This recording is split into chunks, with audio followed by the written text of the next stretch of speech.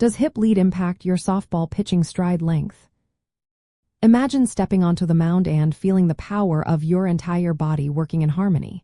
Your hips are the engine that drives your pitch, but how much they influence your stride length? Well, it turns out they play a big role. When you start your pitch, your hips initiate the movement by rotating and opening toward the target. This hip lead helps set the direction and distance your lead foot travels. If your hips lead strongly, they help your stride extend further, giving you a longer, more powerful step.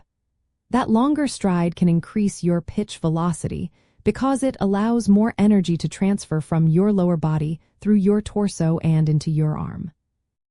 In softball pitching, the stride length is how far your front foot moves from the starting position to where it lands.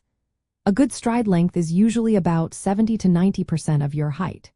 When your hips rotate early and lead properly, they help you reach that ideal stride length.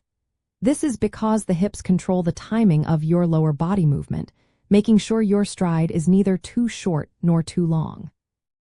If your hips don't lead well, your stride can become inconsistent or too short, which can limit your power and speed. But it's important to find a balance.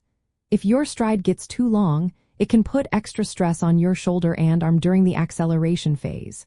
This can increase the risk of injury over time. So, while a longer stride driven by a strong hip lead can boost your pitching power, it must be controlled and well-timed. Coaches often work on drills that strengthen your hips, improve flexibility, and develop good timing. For example, practicing hip rotation and aiming to land your stride foot at about a 45-degree angle helps keep your mechanics stable and efficient.